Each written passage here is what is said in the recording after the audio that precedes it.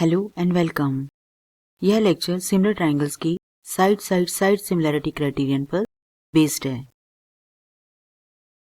दो ट्रायंगल्स को सिमिलर तीन तरीकों से बताया जा सकता है: angle angle angle, side side side and side angle side. इस लेक्चर में हम साइड सिमिलैरिटी क्राइटेरियन को समझेंगे। साइड सिमिलैरिटी क्राइटेरियन को थ्योरम 6.4 की मदद से समझा जा सकता है। If in two triangles, sides of one triangle are proportional to the sides of the other triangle, then their corresponding angles are equal and hence the two triangles are similar. And this criterion is referred to as side similarity criterion for two triangles. According to theorem 6.4, अगर किसी triangle की तीनों sides दूसरे triangle की तीनों sides के proportional होती हैं तो इनके एंगल्स भी इक्वल हो जाते हैं और ट्रायंगल्स सिमिलर हो जाते हैं। तो हमें गिवन है कि ABC और DEF ट्रायंगल के अंदर साइड्स प्रोपोर्शनल हैं। ये साइड्स प्रोपोर्शनल हैं। AB is proportional to DE side of this triangle and BC EF के और AC DF।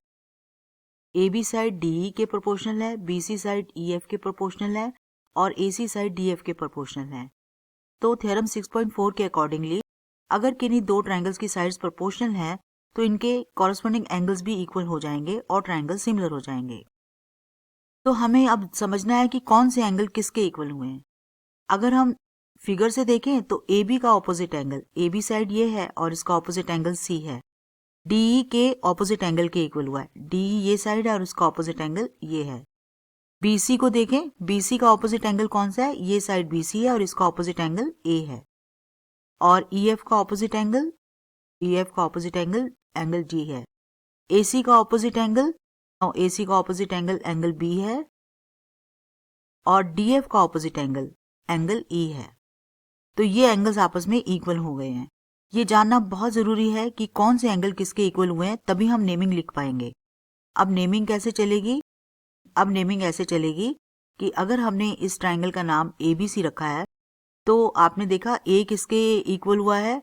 A हुआ है D के इक्वल, तो यहाँ D आएगा। और B इक्वल हुआ है E के, तो यहाँ E आएगा। और C इक्वल हुआ है F के, तो यहाँ F आएगा। तो ये दोनों ट्रायंगल सिमिलर होंगे और ये कंडीशन साइड सिमिलैरिटी कंडीशन कहलाएगी।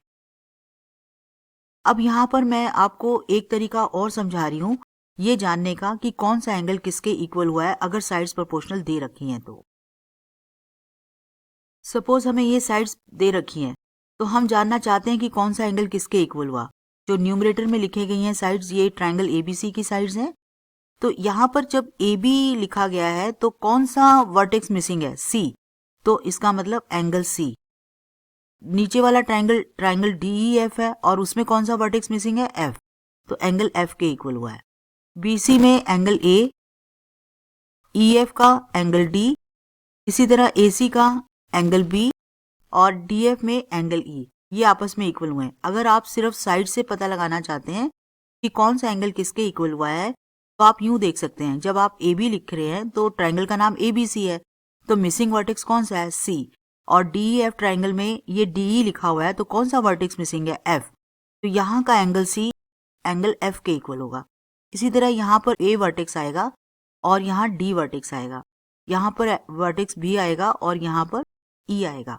इस तरह से सिर्फ साइड्स की नेमिंग से भी हम कौन सा एंगल किसके इक्वल हुआ है निकाल सकते हैं। और आपने पहले देखा कि हम फिगर को देख करके भी अगर ये कंडीशन दी जाती है तो हम फिगर से भी निकाल सकते हैं कि कौन सा एंगल किसके इक्वल हुआ, और इसी से नेमिंग लिखी जाती है ट्रायंगल्स की। तो ये बहुत जरूरी हो जाता है। तो हमने देखा कि अगर दो ट्रायंगल्स में साइड्स प्रोपोर्शनल दी जाती हैं तो ट्रायंगल्स SSS सिमिलैरिटी से सिमिलर हो जाते हैं और इसलिए उनके एंगल्स भी इक्वल हो जाते हैं। ये एक्सरसाइज 6.3 का क्वेश्चन 1 NCERT का पार्ट है। इसमें हमें बताना है क्या ये ट्रायंगल सिमिलर है। सिमिलर हैं तो कौन सी सिमिलैरिटी कंडीशन से है, सिंबॉलिकली कौन सा ट्रायंगल किसके सिमिलर हुआ है, यानी नाम बताना है। तो सबसे पहले तो हम ये देखते हैं क्या ये ट्रायंगल सिमिलर हैं। हमें मिली है साइड्स, तो हमें चेक करना चाहिए कि क्या साइड्स प्रोपोर्शनल हैं। देखते हैं, देखिए AB साइड, ये AB साइड है तो हम QR को चेक करते हैं। AB 2 है और QR 4 है, हाफ हो गया। इसी तरह हम BC को PR के साथ देखते हैं, BC और PR, ये 2.5 है और ये 5 है, यानी कि ये भी हाफ हो गया। अब AC और यहाँ से हम देखते हैं PQ, AC 3 है और PQ 6 है, ये भी हाफ हो गया। तो हमने देखा ये तीनों की तीनों रेशो सेम हो गई, यानी साइड्स प्रोपोर्शनल हो गई हैं। And according to SSS similarity condition, ये ट्राइंगल्स सिमिलर हो गए हैं। Yes, triangles are similar. अब हमें देखना है कि कौन से सिमिलर हुए हैं। इसके लिए हमें एंगल्स को जानना बहुत ज़रूरी है। अगर हम यहीं से नेमिंग निकालना चाहें, यहाँ अगर हम ध्यान से देखें तो ट्राइंगल ABC के पार्ट हैं, तो यहाँ पर वर्टेक्स मिसिंग है एंगल C और यहाँ मिसिंग है P, तो एंगल C एंगल P के इक्वल हुआ है। BC का ऑपोजिट वर्टेक्स है A और PR का Q, और यहाँ से पता चलता है B और यहाँ से पता चलता है R। तो ये हमने नेमिंग से पता लगाया है। अगर आप डायरेक्टली फिगर से देखना चाहें तो AB का ऑपोजिट वर्टेक्स क्या है? AB का ऑपोजिट वर्टेक्स C है। QR का ऑपोजिट वर्टेक्स क्या है? QR का ऑपोजिट वर्टेक्स P है। देखिए, हमने पहले ही C और P को इक्वल बता दिया है। BC का ऑपोजिट वर्टेक्स, BC ये साइड है और इसका ऑपोजिट वर्टेक्स A है। ये PR के ऑपोजिट वर्टेक्स के इक्वल हुआ है, ये PR है और ये PR का ऑपोजिट वर्टेक्स है। AC का ऑपोजिट वर्टेक्स, AC ये साइड है और इसका ऑपोजिट वर्टेक्स B है। PQ का ऑपोजिट वर्टेक्स R है। तो हम फिगर से भी पता लगा सकते हैं, हम यहाँ से देख करके भी पता लगा सकते हैं कि कौन सा एंगल किसके इक्वल हुआ। तो अगर हमने इस ट्राइंगल की नेमिंग ABC रखी है, तो यहाँ A की जगह क्या लिखा आएगा? Q, B की जगह आएगा R और C की जगह आएगा P, और ये हुआ है SSS सिमिलैरिटी से। इसी एक्सरसाइज 6.3 का क्वेश्चन 1 कंटिन्यू कर रहा है। ये भी इसका एक पार्ट है और यहाँ हमें चेक करना है कि क्या ट्राइंगल सिमिलर हैं। क्योंकि साइड्स दी गई हैं तो प्रोपोर्शनैलिटी चेक कर लेते हैं।